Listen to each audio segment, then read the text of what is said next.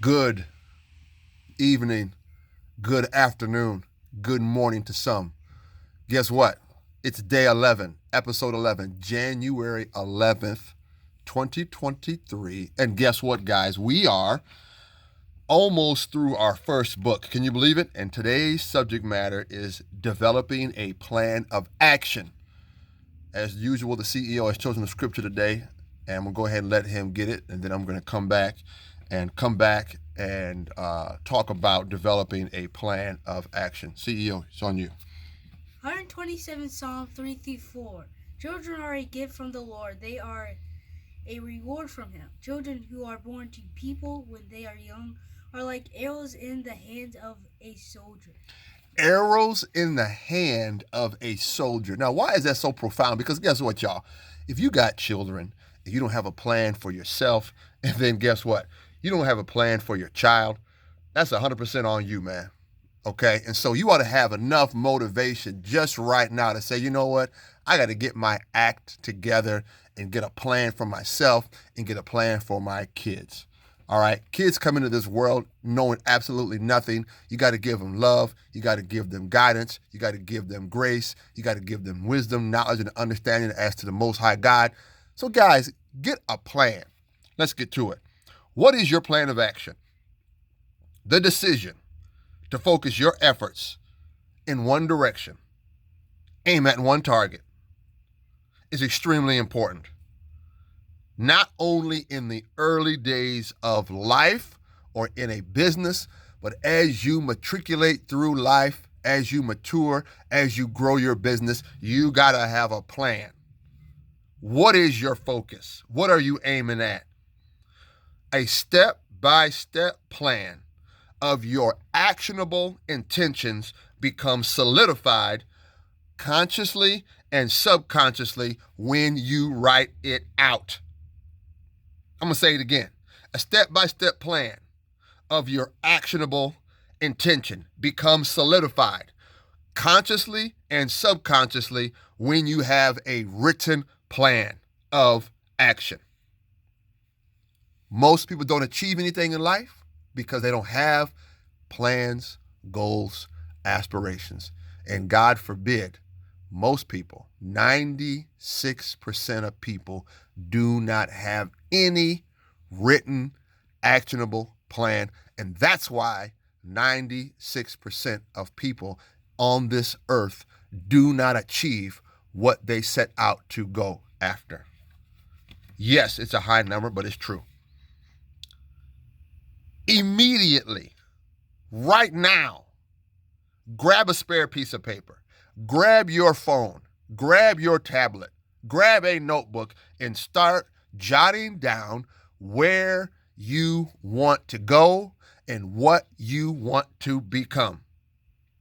And if you are able to start this process, you will begin to consciously and subconsciously and properly and intentionally program your subconscious and conscious mind to a precise goal, whether it be physical, whether it be monetarily, and you can get there.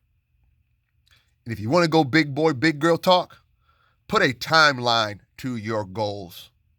Okay? Don't just write them down. I dare you to put a date next to it. I dare you to put a month next to it. I dare you to put a time next to it.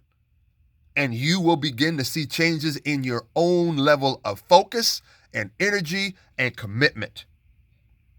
Why is it so important? A step-by-step, actionable, intentional plan convinces who first? You first. Quit worrying about what people think about you. Quit worrying about what you don't have. You need to tell you where you want to go. You need to tell you where you want to go, and you need to tell you how you plan on getting there. The proof of your actionable and intentional goal is the proof of your step-by-step plan. Yes, I'm being redundant. I'm saying the same thing twice because you need to hear it more than once. We see and hear so much negativity. How much time do you spend programming and reprogramming and changing and downloading positive, actionable, intentional steps. Very little. You create exactly what you want, and you create exactly the path on how you're going to get there. How do I know that? Because you are what you think about on a most consistent basis. No more, no less. Quit fooling yourself. Do not be afraid to forge ahead. And here is a secret. Do not set more than 2 separate goals in the same area of your life. Remember, the gun bullet can only hit one target at a time. One goal for each area of your life, not multiple goals in the same direction. One goal in each area of your life. Let's break it down. So you have a goal for health. I want to lose 20 pounds. Okay. I have a goal for my financial position. I want to make another $10,000. Okay. I have a family goal. I want to see my siblings once a month. Okay. I have a ministry goal. Okay. I want to start reading my Bible every day. Okay. Notice those are all actionable goals. One goal each area that is achievable, that is actionable, and that is intentional. And you can do that in your own life.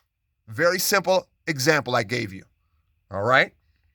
Very simple example. Where do you want to be when you're 40? Where do you want to be when you're 30? Where do you want to be when you're 50? Where do you want to be when you're 60?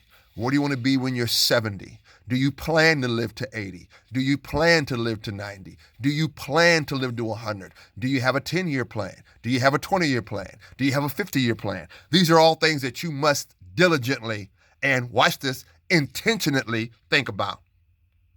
What kind of picture of yourself do you have? Are you a sloppy guy, unkept, worn down shoes, worn out mentality? Or do you see yourself as being a crisp, on the spot, sharp, well put together, buttoned up young man, seasoned vet? How do you see yourself? Remember, your dreams, goals, and ambitions. I say it all the time. Here's my postcard, okay? Here's my other postcard, okay? Here's my sheet of paper that I'm working on. Why? This sheet of paper is the blueprint for the postcards. And you read it to yourself 20 plus times a day. Why? Because you have to fight against the negative people and environment that we live in. Positive visualization, and you can program your mind, conscious and subconscious. What's your long-term goals? What's your ideal life? Okay? Most people simply live day to day, and most people are reaction-based. They are not action-based. Okay? When you become action-based, people look at you funny. People call you names like, he thinks he's better than me, or she thinks she's better than me. Why? Because you choose to make a direction on where you want to go. As you begin to develop your plan, watch what happens. Your self-image expands. Why? Because your self-image expands to the expectation that you create.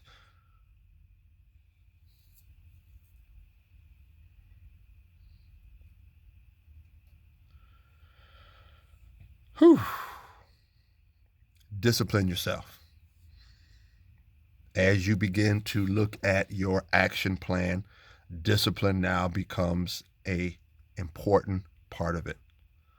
All successful women, men, and young adults, male and female alike, develop strong character and are highly disciplined. No one succeeds without strength of, watch this, character.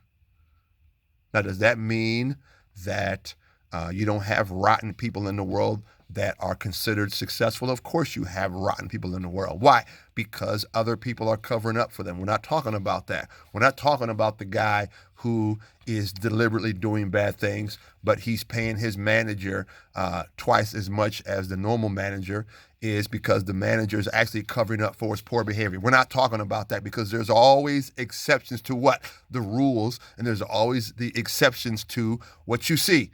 We're talking about the guy who is a rotten person, who is not trying to necessarily bring other people down with them. They're just rotten to the core themselves. So you have to develop strong character if you're going to make it.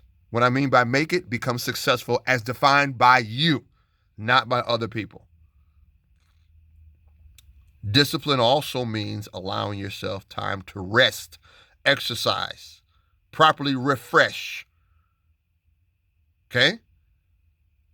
You have to put discipline in.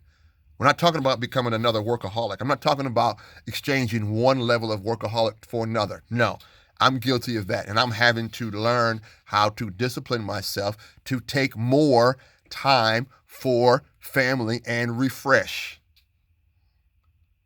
Okay? We all know people who are overworked.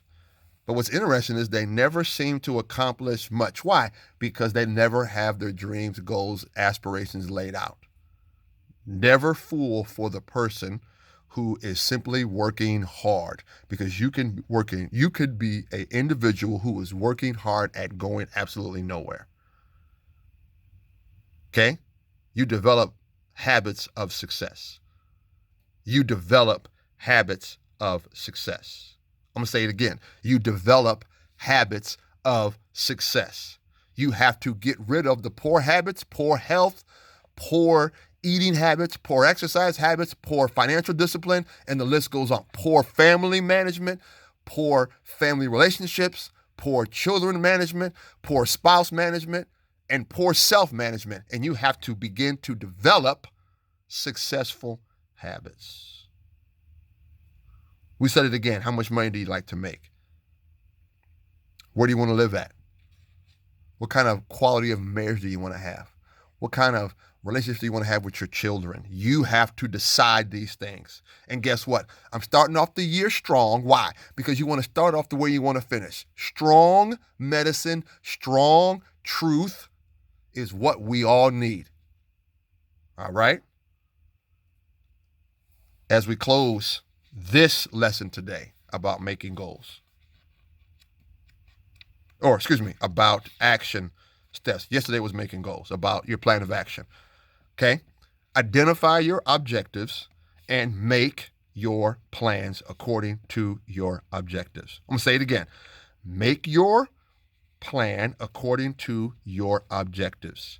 Once you have your goal in mind, you can make your plan of action. No use of trying to develop a plan if you don't know where you want to go and how you want to get there. Okay? Prepare yourself, deal with the truth, deal with the areas in your life that you don't like to deal with, and put it on paper, and let's make it happen. No excuses. Okay? No excuses. Make a plan, step by step, and that plan will create intention.